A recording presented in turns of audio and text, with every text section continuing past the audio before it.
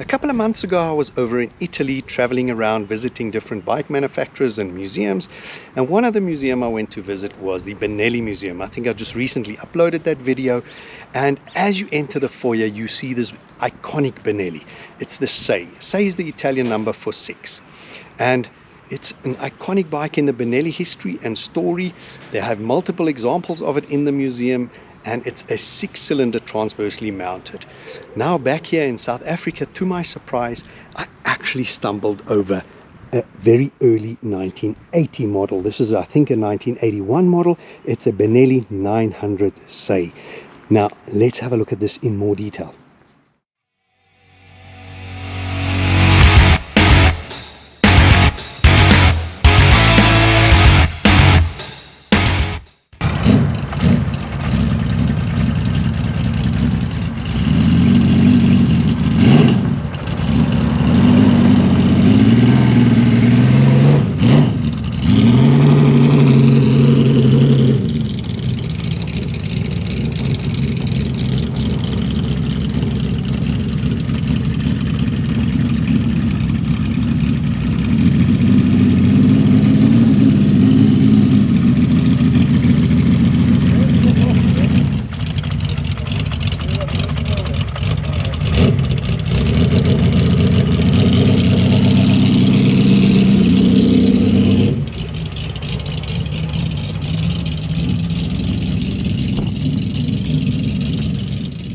This Benelli SAE story started with a designer and mastermind, Alejandro De Tomaso, and its lifespan was from 1973 to 1989. First made as a 750 and then later as a 900.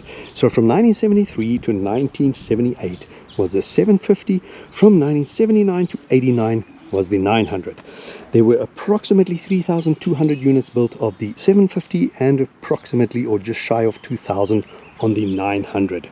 Now, De Tomaso intended for the SAE, the 6-cylinder, to become Italy's premier sport bike, and he wanted it for Moto Guzzi.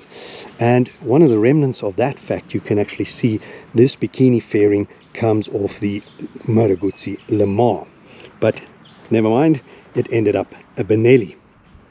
The engine originates from the Honda CB500, which was an inline 4, 2 cylinders added.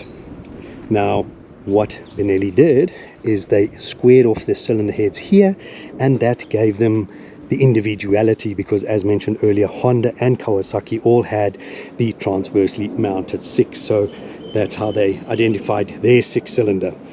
Also, another thing, in this being a 1973, the SAE, this was I think an 81 model, but the SAE story started with the angular body shape. If you remember the Ducati SS models and that in the 70s, everything was very rounded. And the edgy squared off design started in the 70s, and the Italians started it. I also mentioned in a previous episode with MV Agusta that they tried the ipotesi, which is hypothesis, a design study. Wasn't that successful, a bit too soon. 1976 they started that ipotesi, and very squared off. So Benelli changed from the round shape to the angular shape with these SAEs. Now, just a few interesting facts. The 750 SAE had 78 horsepower at 9,000 RPM. The 900 had 80 horsepower at 8,400 RPM. Top speed was around about 200 kilometers per hour. As mentioned, 750 produced between 1972 to 78, and the weight on that was about 235 dry and 255 wet. 3,200 units built, and of this 900 just shy of 2,000. Having a look at this stunning motor in more detail, it's so impressive with this transversely mounted motor with the 6 header pipes coming out. So it is an inline 6-cylinder transversely mounted in the frame. 4-stroke, single overhead cam, 2 valves per cylinder, 906 cc to be precise, air-cooled, no radiator. You have 3 carburetors, Delortos, so for every 2 pistons, 1 carburetor. The exhaust, the 750 had 6 headers into 3 outlets either side. This 900 is 6 into 2, one each side. It is an electric start, not kick start. Max power on this motor is 80 horsepower at 8,400 RPMs, and it goes through a 5-speed box final drive chain. Tires and wheels, as you can see, 18-inch front and rear, shod with a 100 up front, a 120 at the back. Quite skinny biscuits for that kind of a bike, but that was back in the day how it was. 254 kilograms is the wet weight on this bike. Tank capacity 16.5 liters. The approximate fuel consumption would be 5.7 liters per 100. And just some interesting facts that I read up on. The standing quarter mile on this bike was done in 13.3 seconds with a top speed of 160.6 kilometers. Top speed of this bike, they always rated at 200 kilometers per hour, and one of the guys rated it at 198 point something, so call it 200 kilometers per hour. Now just having a look again, how did they get from the 750 to the 900? Say it was the same engine, same block. All they did is bored it out and stroked it out from a 750 to a 900. The biggest visual differences from the 900 would be no longer the 3 exhaust pipes either side, which were iconic and beautiful, but the 900 has 6 into 2, 1 exhaust either side. They have the added Le Mans, Moto Guzzi Le Mans bikini fairing, and of the 900, just less than 2,000 were produced over 4 models. Now, the last one to be released was the Say Sport, and that had the larger bikini fairing up front. Now, weight 249 kilograms wet, and the width of this bike, they managed to keep it fairly neat and tidy, not too wide considering it's a transverse 6. It's 654 millimeters. Now, this Benelli 900 Say wasn't a top seller, and the reason for that is you had the Honda CBX 1000 and the Kawasaki Z1300. They also had their 6 transverse, and those bikes were uncannily smooth, and the Benelli was quite rough, a lot of vibrations. So the Benelli disappointed on the rougher engine, but it is definitely an oral symphony, and I'm gonna delight when you listen to that. I'm gonna start it up for you a little bit later. What killed this Benelli 900 would be price and performance. Now, price, just to give you an idea, in 1979 it was approximately $3,995 US for one of these. You could get one of the Japanese counterparts for quite a bit less.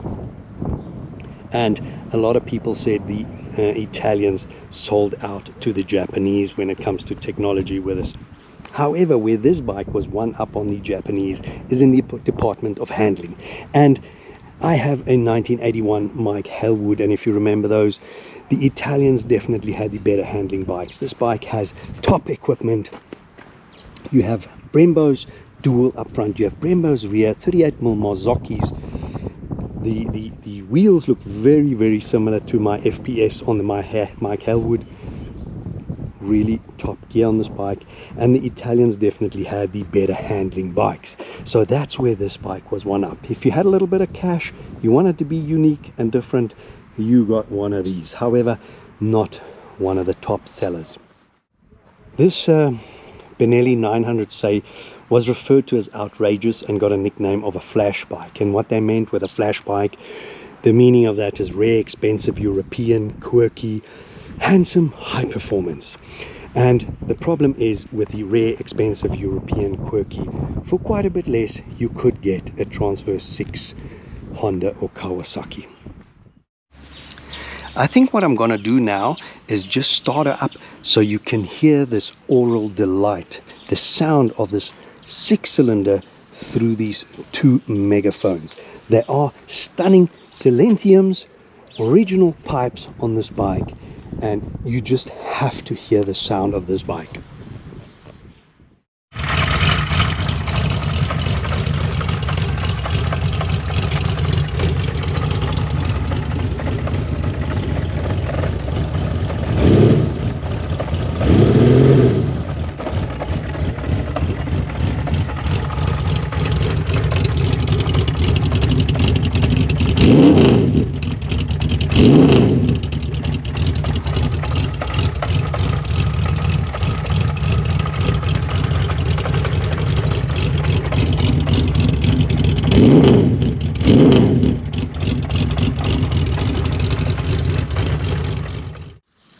hope you enjoyed this episode with me and this look at this rare piece, 40-year-old bike.